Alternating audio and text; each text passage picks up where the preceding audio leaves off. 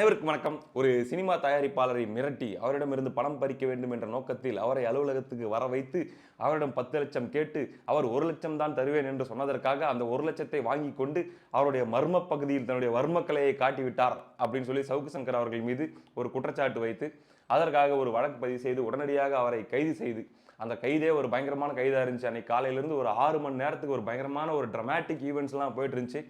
எல்லாம் முடிந்து அந்த கைதுகள் நடந்து போயிட்டு இருந்துச்சுங்க. எல்லாம் முதல்ல சொன்னது என்னன்னா, இன்க்ளூடிங் நான், எனக்கும் வந்த தகவல் என்ன, இந்த தேர்தல் வரைக்கும் அவர் வெளியே வருவதற்கு வாய்ப்பே இல்லை. குறைஞ்சது 4 மாசத்துக்கு வழக்குக்கு மேல வழக்கு. ஏன்னா ஒட்டுமொத்தமா 21 எஃப்ஐஆர் இருக்குது. எப்படி பார்த்தாலும் ஒண்ணுல பிணை வாங்குறதுக்குள்ள அடுத்தது, அதுக்கு அடுத்தது அப்படின்னு சொல்லி லாக் பண்ணி உள்ள வச்சிருவாங்க.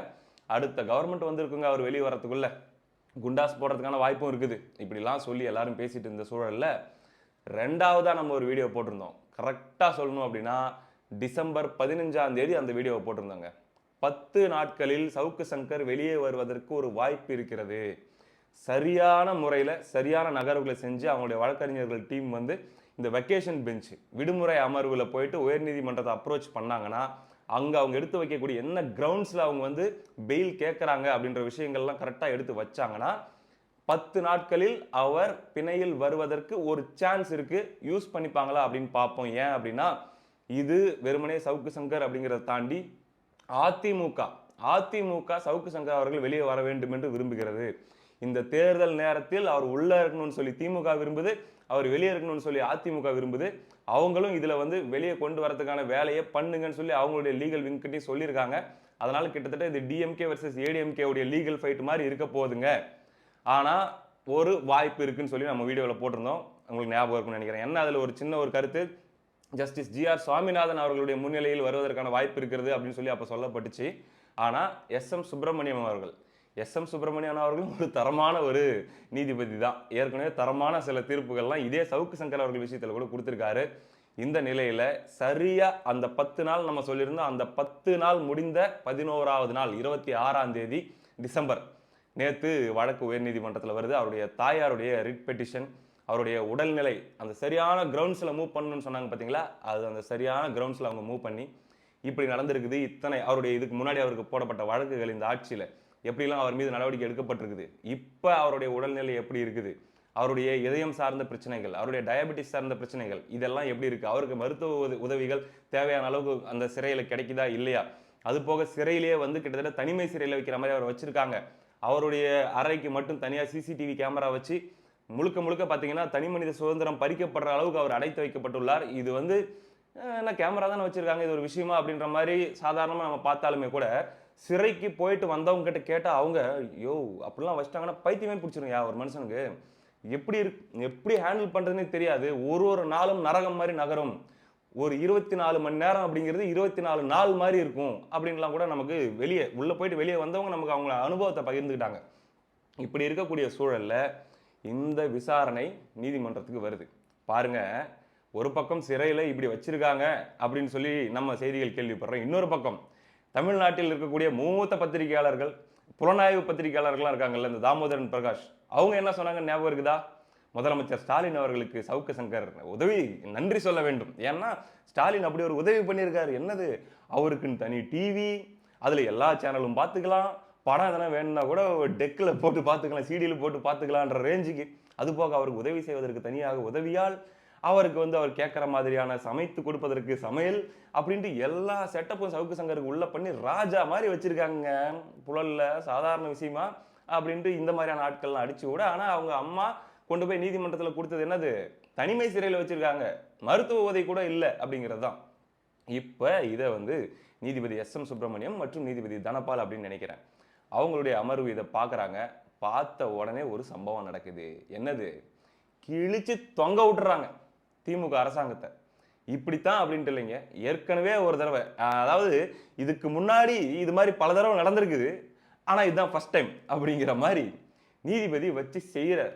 அவர் கேட்குற கேள்வியெல்லாம் என்னன்னா, நீங்கள் இந்த நபரை மட்டும் பின்னாடி துரத்தி ஃபாலோ பண்ணி கைது பண்ணுறதுக்கான காரணம் என்ன? எக்ஸாக்டாக படிக்கிறேன் இருங்க. அவர் சொன்ன அந்த ஒரு விஷயம், அவர் பல விஷயங்களை ஞாபகம் வச்சிருந்து பேசுகிறாரு, பழைய விஷயங்களை. ஒரு செகண்டு பாருங்க. இந்த நீதிமன்றத்தால் ஏன் இந்த ஒரு பர்டிகுலர் பர்சனை மட்டும் ஒரு யூடியூப்ல பேசக்கூடிய ஒரு ஜேர்னலிஸ்ட்டை மட்டும் ரிப்பீட்டடா இந்த அரசாங்கம் இந்த காவல்துறை வந்து இப்படி டார்கெட் பண்ணிட்டே இருக்குது அப்படிங்கிறது இந்த நீதிமன்றத்தால் புரிந்து கொள்ளவே முடியவில்லை. இது ஒரு சந்தேகத்தை எழுப்புது. என்ன சந்தேகம்? அதாவது இந்த பெட்டிஷனருடைய மகன், அதாவது அவங்க அம்மா, அவங்க தானே பெட்டிஷனரு, அவர்களுடைய மகன் சவுக்கு சங்கர் இந்த அரசாங்கத்தின் ஆளும் கட்சியினுடைய டார்கெட்டாக இருக்கிறார் என்று அவர்கள் குற்றம் சாட்டுகிறார்கள் அல்லவா? அது உண்மையா இருக்குமோ என்று எங்களை சிந்திக்க வைக்கிறது நீங்க பண்ணக்கூடிய இந்த செயல்கள். அது மட்டும் இல்லாம the history of this individual, இந்த சவுக்கு சங்கர் என்கிற இந்த நபருடைய இந்த ஹிஸ்டரி, வழக்கு சம்பந்தப்பட்ட இந்த ஹிஸ்டரி எடுத்து பார்க்கும்போது தெளிவா எங்களுக்கு தெரியுது. ஏற்கனவே ஒரு தடவை அவர் மேல நீங்க குண்டாஸ் ஆக்ட் போட்டீங்க, போட்டுட்டு நீதிமன்றத்துக்கு கொண்டு வந்தீங்க. அதை நாங்க விளக்குறோம். தேதியோட சொல்றாரு பாருங்க. அதாவது நீங்க குண்டாஸ் போட்டு கொண்டு வந்தீங்க, நாங்க அதை 9/8/2024 போன வருஷம் அந்த குண்டாஸை வந்து நீக்கி நாங்க உத்தரவு கொடுக்குறோம். நாங்க உத்தரவு கொடுத்த 3வது நாள், சரியா 3வது நாள் என்ன பண்றீங்க? 12ஆம் தேதி 12/8/2024 மறுபடியும் அவர் மேல குண்டாஸ் போடுறீங்க. இதெல்லாம் பார்க்கும்போது these raises serious questions. இது எங்களுக்கு சீரியஸான கேள்விகளை எழுப்ப ஆரம்பிக்குது. ஏன்னா இது வந்து சட்டத்தை நீங்கள் அபியூஸ் பண்ணிக்கிறீர்களா, தவறான முறையில் பயன்படுத்துகிறதா இந்த ஸ்டேட் கவர்மெண்ட் அப்படின்னு சொல்லி அவர் கேள்வி கேட்கிறாரு. அது மட்டும் இல்லாம திஸ் இஸ் ஹைலி அன்யூஷுவல். இது ரொம்பவே விசித்திரமா இருக்கு, வழக்கத்துக்கு மாறானதா இருக்கு. எப்படி ஒரு சேம் இண்டிவிஜுவலை 2 தடவை குண்டாஸ்ல போட்டுக்கிட்டு மறுபடியும் அவரை வந்து, அதாவது குண்டாஸ் போட்டு 3வது நாளே, குண்டாஸை நாங்க கேன்சல் பண்ணி 3வது நாள் 2வது குண்டாஸ்ல போடுறீங்க அப்படின்றதெல்லாம் ரொம்ப அன்யூஷுவலா இருக்குது. ஏன் இப்படி டார்கெட் பண்றீங்க அப்படின்றதெல்லாம் பேசிட்டு அவர் என்ன சொல்றாரு அப்படின்னா, freedom of speech and expression அப்படின்னு சொல்லி பாடம் எடுக்கிறார். நம்முடைய அரசியலமைப்பு சட்டத்தில் ஆர்டிகல் 19 பேராகிராஃப் 1 இதுல வந்து ஒருத்தருடைய பேச்சு சுதந்திரத்தை பற்றி நமக்கு தெளிவான விளக்கங்கள் கொடுக்கப்பட்டிருக்குது. இதெல்லாம் உங்களுக்கு தெரியுமா தெரியாதா? அப்படி இருக்கக்கூடிய சூழல்ல ஒருத்தர் யூடியூப்ல பேசினார் அப்படிங்கிறதுக்காக நீங்க வந்து கைது பண்ணிக்கிட்டு குண்டாஸ்ல போட்டுக்கிட்டு எத்தனை காலத்திற்கு நீங்கள் இதை அலைக்கழித்துக் கொண்டிருக்கிறீர்கள்? இதெல்லாம் வந்து மனித உரிமை மீறல் இல்லையா அப்படிங்கிற அளவுல இருக்குது அவருடைய கேள்விகள். மேலும் அவர் என்ன சொல்றாரு, ஒருத்தர் பேசிட்டாரு, அவர் பேசுனதுல வந்து உங்களுக்கு வந்து முரண்பாடு இருக்குது, தப்புன்னு தோணுதுன்னா வழக்கு போடுங்க. என்னது அவதூறு வழக்கு போடுங்க, வழக்கை நடத்துங்க. அதை விட்டுட்டு கைது, அதுவும் நீங்க கைது பண்ற முறைகள் எப்படி இருக்குது, நீங்க அடைச்சு வைக்கக்கூடிய முறைகள் எப்படி இருக்குது, இதெல்லாம் என்ன மாதிரியான வந்து என்ன சொல்றது பவரை, உங்களுடைய அதிகாரத்தை தவறாக பயன்படுத்தக்கூடிய செயல். அது மட்டும் இல்லாமல் லாஸ்டா ஃபைனல் டச்சா இன்னொரு கேள்வி ஒன்று கேட்குறாரு. என்னன்னா, இப்படி பேசுறவங்க மேல நீங்க வந்து வழக்கு போட்டு நடவடிக்கை எடுக்கிறோம், அதை பண்றோம் இதை பண்றோம் இவ்வளோ வேகம் காட்டுறீங்களே, இவ்வளோ ஆர்வம் காட்டுறீங்களே, ஆனா இடி, அதாவது அமலாக்கத்துறை இங்க இருக்கக்கூடிய ஒருத்தர் மேல, ஒரு மூத்த அரசியல்வாதி மேல 2 முறை எஃப்ஐஆர் போட சொல்லி உங்களுக்கு கடிதம் எழுதியிருக்காங்க. ஆயிரக்கணக்கான கோடி ஊழல் நடந்திருக்கு, ஒரு எஃப்ஐஆர் போடுங்கன்ட்டு. இங்க நீங்க டபுள் குண்டாஸ் ட்ரிபிள் குண்டாஸ் அளவுக்கு நீங்க ட்ரை பண்றீங்க. ஆனா இன்னொரு பக்கம் ஒரு அரசியல்வாதிக்கு எஃப்ஐஆர் போட சொல்லி உங்களுக்கு வந்து லெட்டர் வந்திருக்குது. எஃப்ஐஆர் போடலனா இந்த குற்றத்திற்கு நீங்களும் துணை போவதாக அர்த்தம் அப்படின்னு சொல்லி அவங்க வந்து உங்களுடைய அரசாங்கத்துக்கு கடிதம் எழுதுறாங்க. அப்ப நீங்க எஃப்ஐஆர் கூட போடாம இருக்கிறீங்க. என்ன மாதிரியான ஒரு பாரபட்சம் இது அப்படின்ற அளவுக்கான கேள்விகளை எல்லாம் நீதிபதி அவர்கள் கேட்டு கடைசியாக அந்த தாயார் அவர்களுடைய அந்த ரிட் பெட்டிஷன் இருக்குது இல்லையா, அதுக்கேற்ற அந்த உத்தரவை அவர் கொடுத்திருக்கிறார். அதாவது அவருக்கு பிணை, இடைக்கால பிணை அப்படிங்கிறது 3 மாசத்துக்கு வழங்கப்பட்டிருக்குது. மேற்கொண்டு எந்த வழக்கிலையும் அவரை கைது பண்ணக்கூடாது அப்படிங்கிற கூடுதல் உத்தரவோடு அந்த பிணை. இந்த நேரத்தில் வந்து என்ன கேட்டிருக்காங்க அப்படின்னா, அப்போ வெளியே வந்தா இந்த வழக்கு சம்பந்தமாக எதுவும் பேசக்கூடாது அப்படின்ற மாதிரியான சில நிபந்தனைகள்லாம் வேணும் அப்படின்னு கேட்டப்ப அதெல்லாம் ஒன்றும் கிடையாது, அவர் பேசுவார், எல்லாமே பேசலாம், அதனால வந்து அதுக்கெல்லாம் எந்த மாற்று கருத்தும் கிடையாதுன்னு சொல்லி பிணை வழங்குறாங்க. சரி, சவுக்கு சங்கர் அவர்கள் வெளியே வரப்போகிறார் அப்படின்னு சொல்லி அவருடைய ஆதரவாளர்கள், அவருடைய ரசிகர்கள் எல்லாம் அவளுடன் எதிர்பார்த்து கொண்டிருக்கிற நேரத்தில் மறுபடியும் ஒரு ட்விஸ்ட், மறுபடியும் ஒரு செய்தி என்ன வருது, என்னதான் உயர் நீதிமன்றம் கொடுத்தாலும் இப்ப வேற ஒரு அரெஸ்ட் காட்டிட்டாங்க.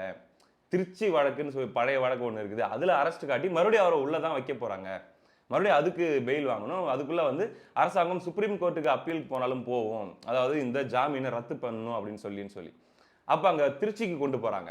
அங்க திருச்சியில பார்த்த அந்த வழக்கறிஞர், அந்த நீதிபதி என்ன சொல்லிட்டாரு அப்படின்னா, இது 5 மாசம் பழைய கேஸ், 5 மாசமா என்ன பண்ணிட்டு இருந்தீங்க, இப்பதான் வந்து இதுக்கு அவசரமா வந்து இப்ப ரிமாண்ட் கேட்கறீங்க, அதனால உயர் நீதிமன்றம் சொல்லி இருக்கிற உத்தரவை நாங்க ஃபாலோ பண்றோம்னு சொல்லிட்டு டக்குன்னு அதையும் அவங்க முடிச்சு விட்டுறாங்க. இதையடுத்து சவுக்கு சங்கர் அவர்கள் திருச்சியிலிருந்து சென்னை வரவழைத்து கொண்டு வரப்படுகிறார். இன்னைக்கு விடுதலை ஆயிடுவார் அப்படிங்கிறது தான் செய்தி. வெளியே வரார். ரைட்டு, இப்ப சவுக்கு சங்கர் அவர்கள் வெளியே வந்து விட்டார் அப்படின்னு வச்சுக்கலாம். இன்னைக்கு வந்துடுறாரு. அடுத்ததாக சவுக்கு சங்கர் அவர்களுடைய செயல்பாடு என்னவா இருக்கும்? இந்த விஷயத்துல பார்த்தீங்கன்னா, உண்மையிலேயே இது அதிமுகவுக்கு ஒரு பெரிய ஒரு பிளஸ் பாயிண்ட் அப்படின்னும் பார்க்கப்படுது. அதிமுக அவங்களுடைய லீகல் கிரவுண்ட்ஸ்ல எந்த அளவுக்கு ஸ்ட்ராங்கா இருக்காங்க அப்படிங்கிறத நம்ம பார்க்க முடியுது. இது எவ்வளவு பெரிய பேக் ஃபயரா திமுகவுக்கு ஆகப்போகுது அப்படிங்கிறத நம்ம பார்க்குறோம். அப்படியே விட்டிருந்தா ஆச்சு. ஆல்ரெடி நீங்க வந்து 3 தடவ கைது பண்ணிட்டீங்க. 2 தடவ குண்டாஸ் போட்டீங்க. ஏதாவது நடந்துச்சு. ரைட் அப்படியே போயிட்டு இருந்துச்சு. இன்னொரு 3 மாசம் அவர் பாட்டுக்கு ஏதோ பேசிக்கிட்டு அவர் சேனல்ல பண்ணிட்டு போயிட்டு இருக்க போறாரு. நீங்க கைது பண்ணி. அதையும் பார்த்தீங்கன்னா, அவர் ரொம்ப ஸ்மார்ட்டா கிட்டத்தட்ட ஒரு நாள் முழுக்க பெரிய செய்தியாவும் மாத்திட்டாரு. அது அவர் திட்டமிட்டு பண்ணாரா?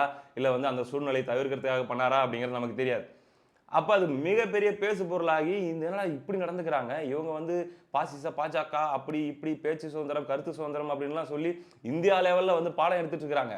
தமிழ்நாட்டுல என்னடா இப்படி இருக்கிறாங்க இவங்க அப்படின்னு சொல்லி எல்லாருமே மக்கள் கேள்வி கேட்க ஆரம்பிச்சு, இந்த திமுக அரசாங்கம் என்னென்ன வேலைலாம் பண்றாங்கடா பாருடா அப்படின்னு சொல்லி கிட்டத்தட்ட 10 நாட்களாக இந்த சவுக்கு சங்கர் கைது அப்படிங்கிற விஷயம் பெரிய பேசு பொருளாக மாறி இருந்துச்சு.